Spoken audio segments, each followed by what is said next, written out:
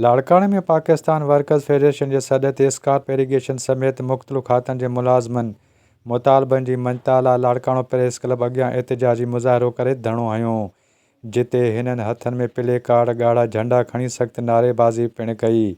इन मौक़े ते सिंध रीजन जे सूबाई सदर नूर मोहम्मद हुलियो, अॻुवाणनि अली शेर सांगी, मोहम्मद प्यारल सोलंगी, अली गोहर अबड़ो ऐं ॿियनि मीडिया सां ॻाल्हाईंदे चयो त सिंध हुकूमत सरकारी खातनि जा कचा ऐं नंढा मुलाज़िम तोड़े सनतुनि में कमु कंदड़ मज़दूर घटि पघार उजरत मरातूं न मिलण जे करे महांगाईअ सां मुंहुं ॾेई बुख बदहाली जो शिकार आहिनि, जिन खां सिंध हुकूमत वेतर सहूलियतूं खसे रही आहे।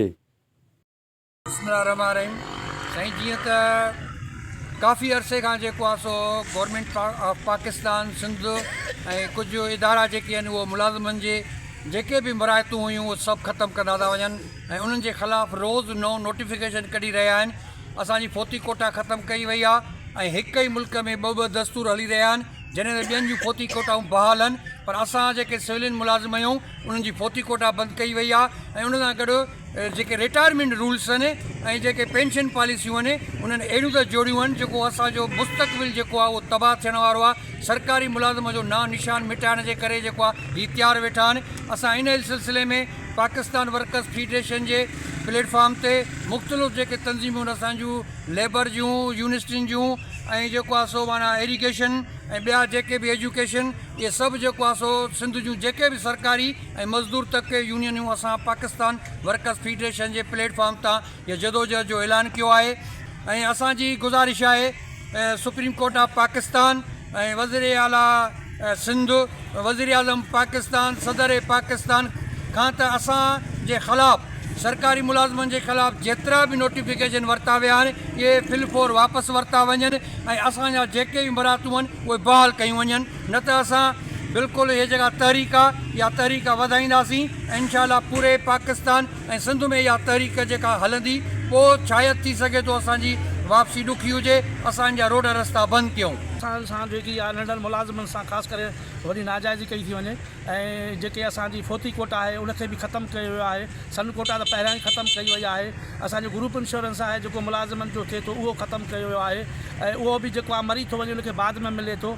उनखां अलावा असांजा जेके बेन्युअल फंड आहे उहो असांजो जीपी फंड वांगुरु हर मुलाज़िम जो कटिजे थो, उहो बि जेको आहे सो असांखे मरण खां पोइ मिले।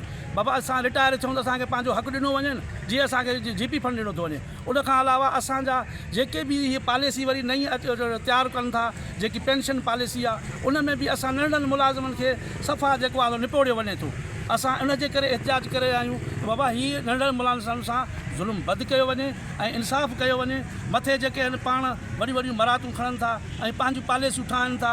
रोज़ु जेको आहे CM खे अॻु में ई 18 असिस्टेंट ऐं पॉलिटिकल सेक्रेटरी हुया, हाणे साईं वरी 15 ॿिया बि खा अथई।